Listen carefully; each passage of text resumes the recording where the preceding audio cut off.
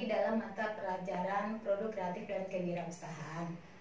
Untuk hari ini kita masih melanjutkan materi tentang peluang usaha, di mana sekarang kita membahas tentang menetapkan analisis peluang usaha. Analisis peluang usaha sangat diperlukan bagi seorang wirausaha untuk melihat apakah usaha yang dijalankan sesuai dengan target yang diharapkan atau tidak. Nah, dalam menetapkan analisis peluang usaha ini, yang harus dianalisis diantaranya adalah pertama, peluang bisnis berdasarkan barang, dan yang kedua, peluang bisnis berdasarkan jasa. Kita bahas yang pertama. Nah, peluang bisnis berdasarkan produk atau barang. Kita bahas yang pertama. Nah, barang atau produk itu adalah sesuatu yang dihasilkan oleh perusahaan. Nah, yang dihasilkan itu berupa barang. Kemudian produk yang dihasilkan tersebut itu kita bagi atas 3. Pertama ada kita sebut dengan barang primer, yaitu adalah barang yang dihasilkan dari bahan baku atau bahan mentah dengan cara mengambil langsung dari alam. Contohnya timah yang dijadikan sebagai bahan baku industri. Nah, yang kedua ada kita sebut dengan barang sekunder. Barang sekunder ini adalah barang yang dihasilkan dari proses bahan mentah atau bahan baku menjadi bahan setengah jadi. Contohnya seperti benang setelah diolah menjadi kain yang dihasilkan oleh perusahaan bisa untuk diekspor. Kemudian yang ketiga ada kita sebut dengan barang tersier, yaitu adalah barang yang menjadi bahan pendukung atau penunjang dari barang primer dan sekunder tadi. Nah, yang kedua ada kita sebut dengan analisis produk jasa. Jasa adalah tindakan atau kegiatan yang dapat ditawarkan oleh satu pihak kepada pihak lain. Nah, pada umumnya jasa memiliki 4 karakteristik. Yang pertama, tidak berwujud. Yang kedua, tidak dapat dipisahkan atau diwakilkan.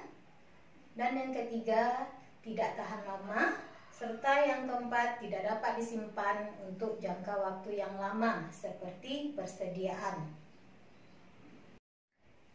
Nah, bagaimana caranya kita menganalisis peluang usaha tersebut? Nah, untuk menganalisis peluang usaha dapat kita lakukan dengan menggunakan analisis SWOT. Nah, yang dikatakan dengan analisis SWOT ini adalah suatu proses identifikasi secara sistematis untuk menentukan rumusan yang tepat dalam melakukan strategi perusahaan.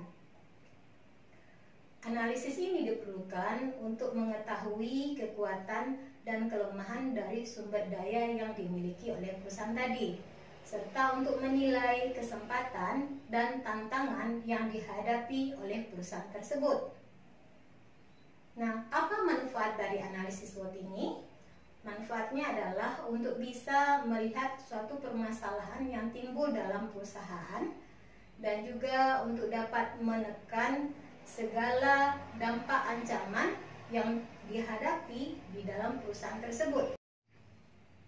Sedangkan fungsi dari analisis SWOT ini adalah untuk dapat membantu melihat permasalahan dari 4 faktor yang berbeda, yaitu kekuatan, kelemahan, peluang, dan ancaman di dalam satu perusahaan.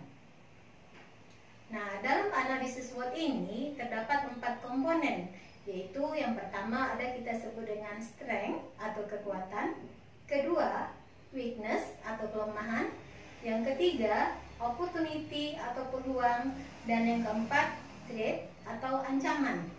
Nah, masing-masing komponen ini mempunyai peran yang berbeda-beda. Komponen analisis SWOT yang pertama ada kita sebut dengan strength. Nah, strength ini adalah merupakan suatu kondisi internal yang menjadi pendorong keberhasilan perusahaan dalam menghadapi persaingan. Nah, yang harus dilakukan dalam analisis ini adalah perusahaan harus bisa mengidentifikasi kekuatan yang dimiliki dan menggunakan kekuatan tersebut. Yang kedua, ada kita sebut dengan weakness. Nah, weakness merupakan suatu kondisi internal yang menghambat keberhasilan suatu perusahaan untuk mencapai tujuannya. Yang ketiga, ada kita sebut dengan opportunity. sebagai analisis peluang. Nah, opportunity ini merupakan suatu kondisi eksternal yang menjadi pendorong keberhasilan perusahaan dan dapat memberikan kesempatan yang berguna untuk acuan perkembangan usaha di masa yang akan datang. Nah, yang keempat ada kita sebut dengan threats atau disebut juga sebagai analisis ancaman. Nah, threats ini merupakan suatu kondisi eksternal yang menghambat keberhasilan pencapaian tujuan perusahaan. Nah, analisis ini digunakan untuk menghadapi berbagai macam faktor lingkungan yang tidak menguntungkan dan dapat menyebabkan kemunduran perusahaan.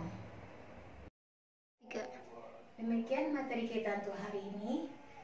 Minggu besok kita lanjutkan lagi. Sampai ketemu minggu depan. See you next time.